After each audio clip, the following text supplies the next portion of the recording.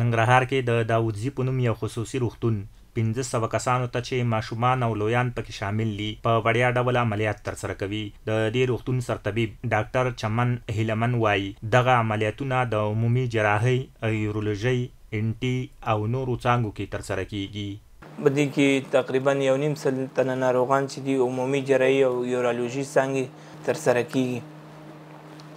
په 40 تنه ناروغان چې دي د انټي څانګې، غوږ، پوزې او ستوني څانګې خوا هغه کیږي، د اماده کیږي او عملیات کیږي. 60 تنه ناروغان د اورتوپیډیک څانګې خوا نه اماده کیږي او عملیات کیږي. 60 تنه پکې د نسایي ولادي څانګې دي او همداسې کوچني پروسیجرونه چې دي د جلدي څانګې دي. او هغه دي د 15 تنه ناروغان چې دي د عصبي جراحي څانګې تر لاندې عملیات کیږي. د هیلمن په خبره د عملیات کیدونکو کسانو د بستر خونی، د بیهوشۍ د ډاکټر، عملیات خونی او داخله متخصص فیسونه 100 سلنه وړیا دي.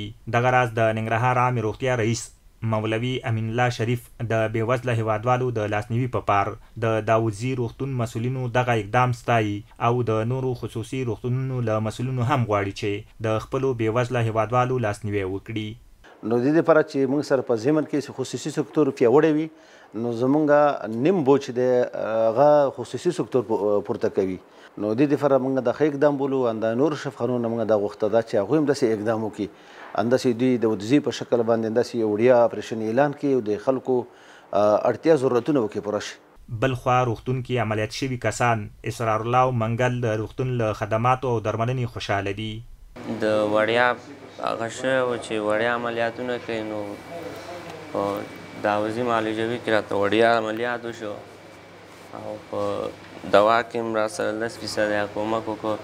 د ډاکټرانو، نرسانو، مشرانو څخه ډیره مننه کوو چې زموږ د مریضانو، زموږ د بېوزله وطندارانو څخه ډیر ملاتړ اعلان کړی دی.